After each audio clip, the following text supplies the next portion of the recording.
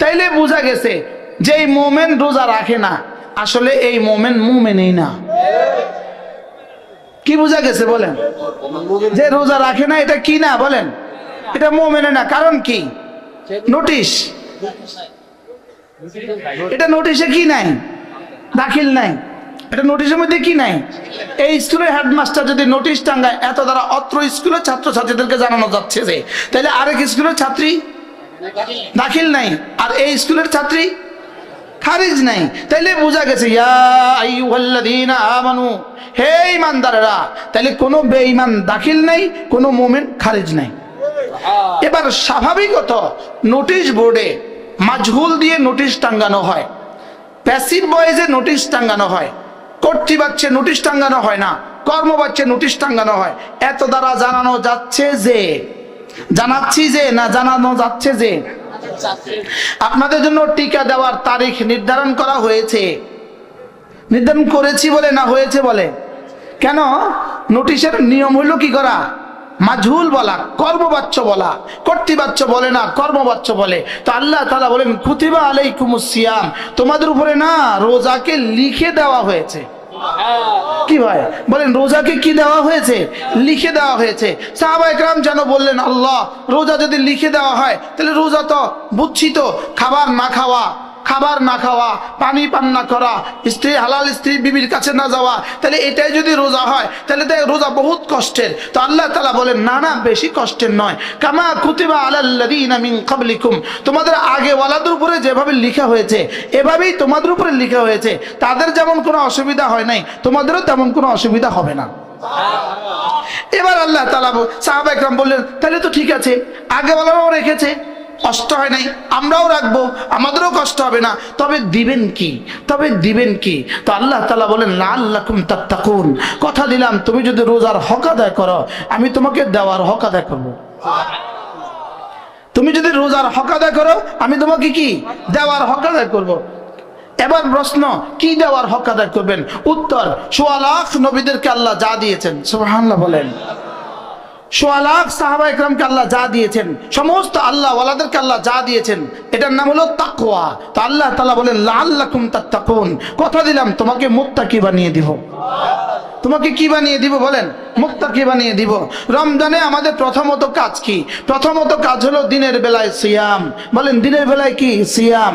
২ number কাজ রাতের বেলায় কিয়াম। বলেন সিয়াম, কিয়াম। আবার বলেন দিনের বেলায় কি? সিয়াম। রাতের বেলায় কি? কিয়াম। এই সিয়াম। এবার আমি যেন বললাম আল্লাহ, আমি যদি রোজা রাখি তাকওয়া তো দিবেন, আর কি করবেন? তা আল্লাহ তাআলা যেন বলেন পেছনের গুনাহ মাফ করে দিব, সামনের গুনাহ থেকে বাঁচায়া দিব। কি হয়? পেছনের গুনাহ কি করে দিবে? মাফ করে দিবে। আর সামনের গুনাহ কি করে দিবে?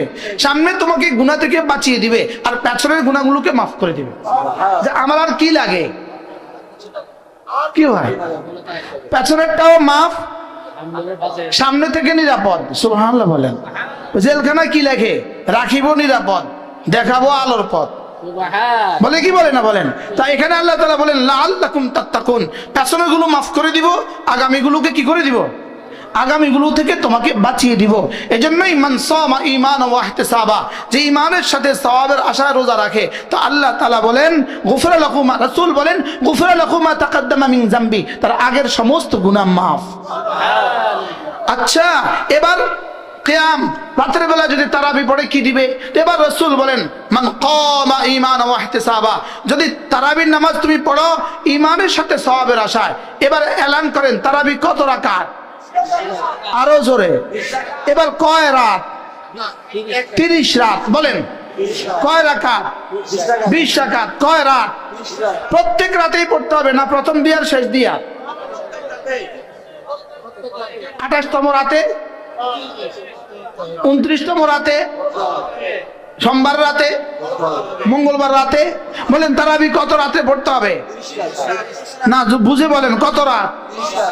আমরা কি ৩০ রাকাত পড়ি? ৩০ রাত পড়ি। প্রথম দিন কত মুসল্লি হয়? দ্বিতীয় দিন একটু কমে, তৃতীয় দিন, এরপরের দিন, এরপরের দিন, আবার ২৭ তারিখে আবার মসজিদ গ গ করে, আবার মসজিদ ভরে যায়, আবার ২৮ তারিখে, এবার ২৯ তারিখে, ইমাম সাহেব নাই। বাস্তব না বাস্তব? 29 তারিখে তো ইমাম সাহেব ছুটিতে গেছে গা। 29 তারিখে ইমাম সাহেব কোথায় চলে গেছে? ছুটিতে গেছে। তাহলে তারাবি হবে 20 রাকাত 30 রাত, মনে থাকবে ইনশাআল্লাহ। এরপরে 20 রাকাত 30 রাত, এই হলো প্রথম কাজ। সিয়াম কিয়াম, বলেন সিয়াম কিয়াম। এরপরে যখন আমরা সাহারি খেতে উঠবো, অবশ্যই সাহারি খাবো, সাহারি খাওয়া সুন্নাত। সাহারি খেতে যখন উঠবো তখন 2 রাকাত তাহাজ্জুদ পড়বো, বলেন ইনশাআল্লাহ। সাহারি খাওয়ার আগে পরে কি পড়বো বলেন? অবশ্যই 2 রাকাত তাহাজ্জুদ পড়বো। যখন রাতে সুলুসুল লাইল চলে যায়, নাযালা রব্বু আযজা ওয়া জাল্লা ইলা সামাই দুনিয়া, আল্লাহ তাআলা প্রথম আকাশে নেমে আসেন, প্রথম আকাশে নেমে আসেন আর নিজে এলান করেন, হাল মিন মুস্তাগফিরিন আগফিরুল্লাহ, আছো কেউ মাফ চাইবা আমি তোমার গুনাহ মাফ করে দিব, আছো কেউ মাফ চাইবা মাফ করে দিব। হাল মিন মুস্তারজিকিন আরযুকা, আছো কেউ রিজিক চাইবা আমি তোমার রিজিক দিয়ে দিব। সাহাবায়ে কেরাম জিজ্ঞেস করলেন, ইয়া রাসূলুল্লাহ এটা কি প্রত্যেক রাতে? রাসূল বলেন, হ্যাঁ এটা প্রত্যেক রাতে। তাহলে এটা কি শুধু রমজানে না, এই আজকে রাতেও আছে। লেকিন রমজানে তো আমরা উঠতেই হয়, রমজানে তো আমরা উঠতেই হয়, 2 রাকাত তাহাজ্জুদ পড়বো ইনশাআল্লাহ, বলেন ইনশাআল্লাহ। এরপরে আল্লাহ নবী বলেন, রোজাদার ইফতারের সময় দোয়া কবুল হয়, ইফতারের সময় একটু একটু কি করব? দোয়া করব। এরপরে রমজানে আমার কাজ কি? রমজানে আমার কাজ বেশি বেশি তেলাওয়াত, বলেন রমজানে আমার কাজ কি বলেন? তাহলে সিয়াম, বলেন সিয়াম, কিয়াম, তাহাজ্জুদ, এবার কি? তিলাওয়াত। গায়রে হাফেজ যারা আছি, আমরা যারা হাফেজ না, আমরা অবশ্যই ইনশাআল্লাহ 3 খতম পড়ব। যারা কোরআন বিশুদ্ধ পারি আমরা অবশ্যই 3 খতম পড়ব, বলেন ইনশাআল্লাহ, বলেন। হাফেজ ছাড়ারা হাত তোলেন, হাফেজ ছাড়ারা, হাফেজ ছাড়ারা যারা কোরআন শরীফ পড়তে পারে, হাফেজ ছাড়া, হাফেজ ছাড়া, বলেন আমরা হাফেজ ছাড়া, মান্নান স্যার হাফেজ ছাড়া, হাফেজ ছাড়ারা হাত নামান। যারা হাফেজ না তারা 3 খতম পড়ব, বলেন ইনশাআল্লাহ, বলেন ইনশাআল্লাহ। আর যারা হাফেজ আছি তারা আমি পড়াবো না, তারা পড়বে 10 খতম। হাফেজ তারাবি পড়াবে না, এরা পড়বে খতম 10 খতম। আর হাফেজ যারা তারাবি পড়াবে এদের কোনো সীমা নাই, এদের কোনো কি নাই বলেন? সীমা নাই। মূলত আল্লাহ রমজান দিয়েছেন শুধুই কোরআনের জন্য। ইমাম আজম আবু হানিফা রাহমাতুল্লাহি আলাইহি রমজান মাসে 61 খতম কোরআন শরীফ পড়তেন। কত খতম? 61 খতম। দিনে 1 খতম পড়তেন, রাতে 1 খতম পড়তেন, আর তারাবিতে 1 খতম পড়তেন। ইমাম মালিক রাহমাতুল্লাহি আলাইহি তিনি রমজান মাসে হাদিসের সবক দিতেন না, হাদিস পড়াতেন না। তিনি মসজিদে নবীর ইমাম ছিলেন, তিনি হাদিসের সবক দিতেন না, তিনি মাসালা দিতেন না। তিনি বলতেন রমজান দিয়েছে আল্লাহ তাআলা শুধুই কোরআনের জন্য। বলেন রমজান কেন দিয়েছে? বলেন শুধুই কিসের জন্য? শুধুই কোরআনের জন্য। এজন্য ইনশাআল্লাহ কোরআনে কারীমের সাথে নিজেকে জুড়ে দিব। প্রত্যেক মুসলমান এখানে যারা আছেন, যতজন আছেন, যাদের ছেলে মেয়ে হয়ে গেছে তারাও, যাদের ছেলে মেয়ে সামনে হবে তারাও দোনো দলে নিয়ত করেন, আমি আমার ছেলে মেয়েকে কোরআনে কারীম শিখাবই শিখাবো। বলেন ইনশাআল্লাহ, বলেন ইনশাআল্লাহ। আমি আমার ছেলে মেয়েকে কি কোরআনে কারীম শিখাবই শিখাবো। কোরআন, আপনার সন্তান যদি কোরআনওয়ালা হয়, কোরআনওয়ালা মানুষ হয়, মানুষ হয়। বলেন কোরআনওয়ালা কি হয়? বলেন আমরা এখানে যারা মানুষের আকৃতিতে আছি, আমরা এই জন্যই মানুষ। কোরআনে কারীমের ছোঁয়ায় আমরা বড় হয়েছি, আমরা কোরআনের ছোঁয়ায় কি হয়েছি বলেন? আমরা কোরআনের ছোঁয়ায় বড় হয়েছি। এই জন্য আমরা কোরআনওয়ালা হব, নিজে কোরআনওয়ালা হব, নিজে কোরআনওয়ালার আব্বা হব, কোরআনওয়ালার দাদা হব, কোরআনওয়ালার দাদি হব। বলেন ইনশাআল্লাহ, বলেন ইনশাআল্লাহ। ছেলে মেয়েদেরকে কোরআনে কারীম পড়াবো তো ইনশাআল্লাহ। এরপরে রমজানে বেশি বেশি জিকির করা। রমজানের সবচেয়ে বেশি জিকির কালেমায়ে তয়্যিবা, লা ইলাহা ইল্লাল্লাহ, কমপক্ষে 70,000 বার নিয়ত করেন। প্রত্যেকে নিয়ত করেন, যারা কোরআনে কারীম পড়তে পারবেন না আপনারা নিয়ত করেন যে কমপক্ষে এই রমজান মাসে 70,000 বার কালেমায়ে তয়্যিবা খতম করব। বলেন ইনশাআল্লাহ, আবার বলেন ইনশাআল্লাহ। আমাদের হযরত মাওলানা জুলফিকার আলী নকশবন্দি দামাত বারাকাতুহু তিনি বলতেন, তুমি শুধু টার্গেট করো, তুমি এটা সিদ্ধান্ত নাও। কৃষক সিদ্ধান্ত নেয় আমার জমিন আমি লাগাবো, যত কষ্ট হয় সে ধান লাগায়, লাগানা লাগানা। বলেন আশ্চর্য বিষয় হলো তিনি বলতেন কৃষক কখনো পেছনে ফিরে তাকায় না, পেছনে ফিরে তাকায় না, কদ্দুর লাগিয়েছি। কৃষক পেছনে ফিরে তাকায় না, কৃষক দেখে সামনে কদ্দুর বাকি আছে। বুঝি বারবার পিছের দিকে চায়, কদ্দুর হয়েছে দেখি, কদ্দুর হয়েছে দেখি, কি চায়? সামনে কদ্দুর বাকি আছে। আমাদেরও জীবন কদ্দুর গেছে, এটা গেছে গা, সামনে কদ্দুর বাকি আছে, এটা দেখা দরকার। কি ভাই, এজন্য কমপক্ষে প্রতিদিন কমপক্ষে দিনের বেলা, দিনে 100 বার, রাতে 100 বার লা ইলাহা ইল্লাল্লাহ, লা ইলাহা ইল্লাল্লাহ, লা ইলাহা ইল্লাল্লাহ, লা ইলাহা ইল্লাল্লাহ, লা ইলাহা ইল্লাল্লাহু মুহাম্মাদুর রাসূলুল্লাহ। عن أبي الدرداء رضي الله تعالى عنه أنه قال قال رسول الله صلى الله عليه وسلم من قال لا إله إلا الله 100 مرة لم يبعثه الله يوم القيامة إلا ووجهه كالقمر في ليلة البدر أو كما قال عليه الصلاة والسلام। আল্লাহ নবী ইরশাদ করেন, ও আমার উম্মতরা শুনো, তোমাদের মধ্যে কেউ যদি প্রতিদিন 100 বার কালিমায়ে তয়্যিবা পড়ে, আমি নবী কথা দিলাম আল্লাহ তাআলা তাকে হাসরের ময়দানে তুলবেন না, অবশ্যই তুলবেন, তার চেহারা হবে পূর্ণিমার চাঁদের মতো। এই মুসলমান যত বুড়ো হয় তার চেহারা তত সুন্দর হয়। এজন্য মুমিন যত বুড়ো হয় চেহারা তত সুন্দর হয়। নামাজি যত বুড়ো হয় চেহারা তত কি হয় বলেন, সুন্দর হয়। এজন্য প্রত্যেকেই নিয়ত করেন যে ইনশাআল্লাহ আজ থেকে প্রতিদিন 100 বার কালেমায়ে তয়্যিবা পড়বো। বলেন ইনশাআল্লাহ, বলেন ইনশাআল্লাহ। মওতের আগে পড়বেন না মওতের পরে? হ্যাঁ, এখন থেকে বলেন ইনশাআল্লাহ, বলেন ইনশাআল্লাহ। মুরব্বীরা বলেন, গ্রামবাসী বলেন ইনশাআল্লাহ, বলেন ইনশাআল্লাহ। আজ থেকে 100 বার কি কেমনে পড়বেন? তুফাইন্না পড়া পড়বেন না ধীরে ধীরে? লা ইলাহা ইল্লাল্লাহ, লা ইলাহা ইল্লাল্লাহ, লা ইলাহা ইল্লাল্লাহু মুহাম্মাদুর রাসূলুল্লাহ। এরপরে 2 নম্বর কাজ, জীবনের 2 নম্বর সিদ্ধান্ত হলো আমি 5 ওয়াক্ত নামাজ জামাতের সাথে পড়ব। বলেন ইনশাআল্লাহ, বলেন ইনশাআল্লাহ। আবার বলেন 5 ওয়াক্ত নামাজ জামাতের সাথে পড়ব। আল্লাহর কসম, 5 ওয়াক্ত নামাজ জামাতের সাথে পড়া এটা রিজিকের দুয়ারের চাবি। বলেন এটা কি? বলেন এটা রিজিকের দুয়ারের চাবি। হযরত আব্দুল্লাহ ইবনে ওমর রাদিয়াল্লাহু তাআলা আনহু, তাকে যদি তার ঘর থেকে কিছু বলতো আজকে চাল লাগবে, ঘরে চাল লাগবে, তিনি সঙ্গে সঙ্গে বলতেন তুমিও পড়ো নামাজ, আমিও পড়ি নামাজ। যখনই ঘর থেকে যে ফরমাইশ, সঙ্গে সঙ্গে তিনি বলতেন তুমিও পড়ো নামাজ, আমিও পড়ি নামাজ।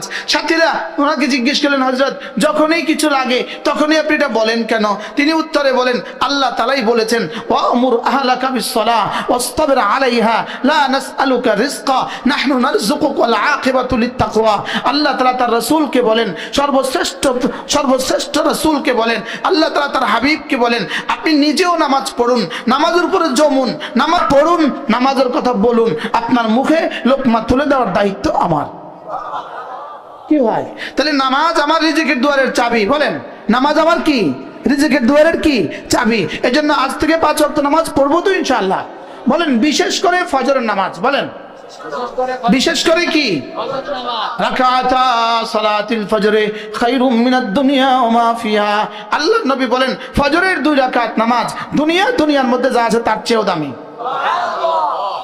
কালকে মাগরিবের নামাজের পরে আমার সফর রাস্তায় এই একটা মাদ্রাসাওয়ালারা রাস্তার সামনে দাঁড়িয়েছে। আমি ওই মাদ্রাসায় একটু ঢুকছি, এক মাহফিল থেকে আরেক মাহফিলে যাচ্ছিলাম নওগাঁ শহরে। ওই মাদ্রাসায় উঠার সময় সিঁড়ির মধ্যে এক বাচ্চা কাগজের মধ্যে একটু লিখে রাখছে, হযবরল লেখা সুন্দর নাই, লিখে রাখছে একটা বাক্য। এই বাক্যটা আমি আপনাদেরকে শোনাই, কি পরিমাণ সুন্দর এক বাক্য লিখছে। আল্লাহ আমাকে দিও না তুমি এমন ঘুম, আমাকে দিও না তুমি এমন ঘুম যেই ঘুমে আমি শুনতে পাই না আসসালাতু খায়রুম মিনান নাওম।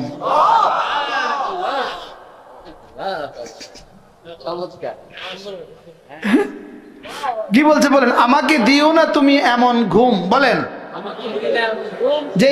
যেই ঘুমে আমি শুনতে পাই না আসসালাতু খায়রুম মিনান নাওম। এজন্য ফজরের 2 রাকাত নামাজ এটা দুনিয়ার মধ্যে যা আছে তার চেয়েও দামি। আচ্ছা, কারো যদি 6:30টায় ফ্লাইট হয়, 6:30 ঢাকা এয়ারপোর্ট থেকে ফ্লাইট হয়, এই লোকটা উঠবে কয়টা? কুমিল্লা যদি বাড়ি থাকে, হ্যাঁ, শুধু কি সেই উঠবে না তার স্ত্রী উঠবে?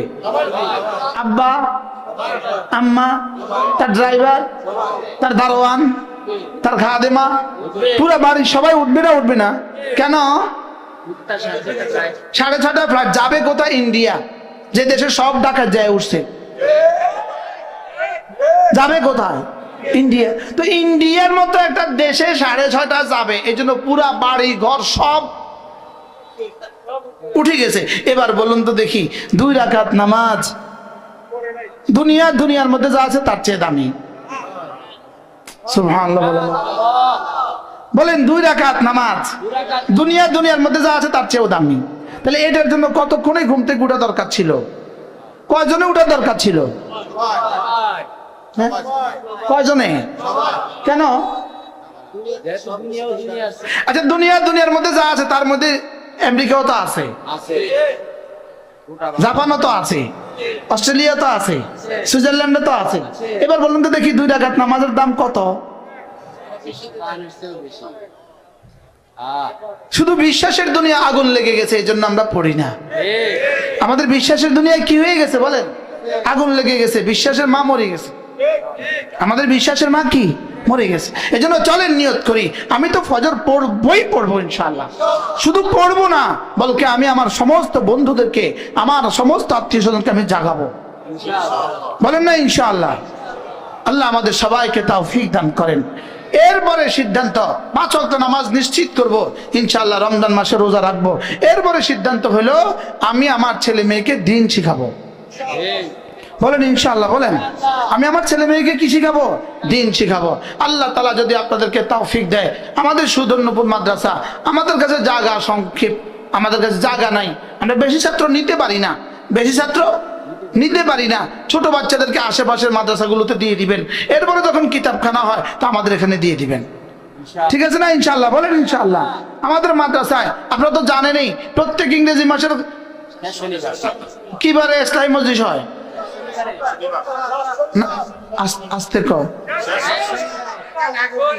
প্রত্যেক ইংরেজি মাসের লাস্ট শনিবার, জানুয়ারি মাসে 31শে জানুয়ারি, কালকে 4র্থ শনিবার, এই মাসে 5টা শনিবার, এই জন্য 31শে জানুয়ারি 2026, আগামী এই কাল শনিবারের পরের শনিবারে আমাদের মাদ্রাসা ইসলামী মজলিস ইনশাআল্লাহ আমরা সকলেই আসার চেষ্টা করব।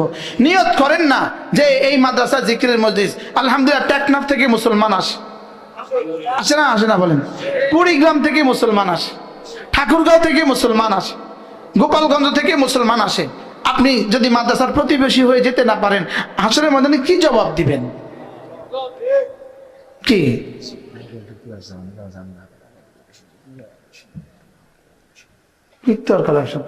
সব তো চলে গেছে, ছাত্ররাই বেশি না না দিতে থাকলে আর ধ্যান লাগবে না। তোমার শর্ট আছে নি এটা কও না, কি বলছি বলেন? এখন যদি আমাকে জিজ্ঞেস করে তুমি হোসেনপুর থেকে যাও নাই কেন, যে উত্তরটা কি হবে? যে টেকনাফ থেকে মুসলমান আসলো আর তুমি যে সুদর্ণপুর থেকে যেতে পারলে না, উত্তরটা কি হবে? হাসরের মাঝে উত্তরটা কি হবে?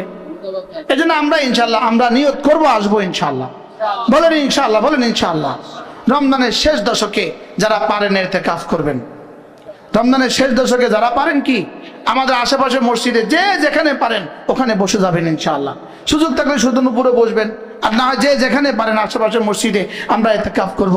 আল্লাহ তাআলা যেন এই মাহফিলের বরকতে এই যতগুলো গ্রাম লেখা হয়েছে, কি লালমতি, উত্তর বিজয়পুর, সুদর্ণপুর, হোসেনপুর, নোয়াপাড়া, সানন্দা, হ্যাঁ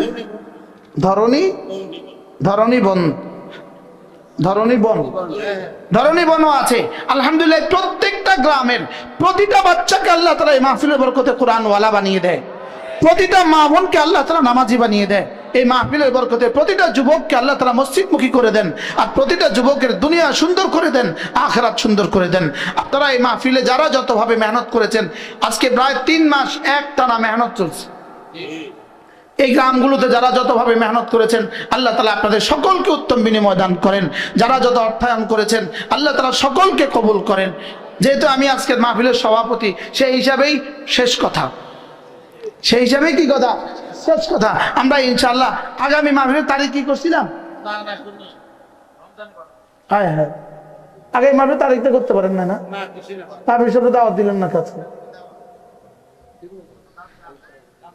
হাফিজ সাহেব আগামী বছর আসুক, আপনারা চান তো সবাই? ইনশাআল্লাহ আগামী বছর আসবে, আল্লাহ বাঁচায় রাখলে ইনশাআল্লাহ। হ্যাঁ আনবো ইনশাআল্লাহ, আরো যারা পরামর্শ হয় আনবো ইনশাআল্লাহ, ঠিক আছে না ইনশাআল্লাহ। আল্লাহ তাআলা আমাদের সবাইকে তৌফিক দান করেন, আল্লাহ তাআলা এই মজলিসকে কবুল করেন।